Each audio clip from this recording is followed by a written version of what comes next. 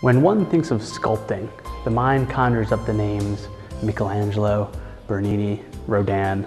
Well, I'm confident that by the end of this episode, the name HEAVEY will join these others in the pantheon of world-renowned sculptors. Because this week, I'm picking up a mallet and a chisel and joining up with Professor of Art Ted Aub in his Intro to Sculpting class. This is the boot camp of sculpture.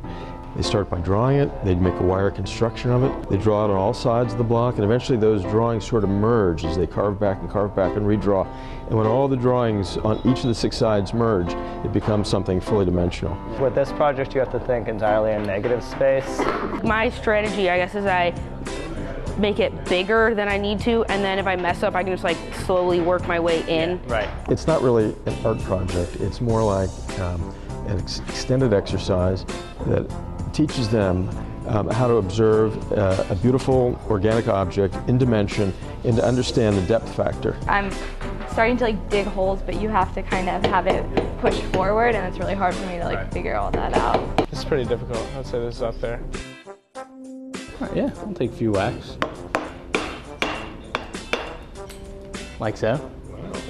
was that a good one? Talent. Yeah, that's right. It felt good. And how do you like working with Professor Aub? He's so cool. Yeah. Yeah. He's really like easy to talk to, no pressure at all, very helpful. Right. Yeah, it's really cool. Now, what can go wrong when you're doing something like this? No? No?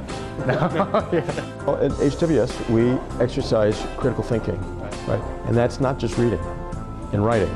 That is also critical looking, right?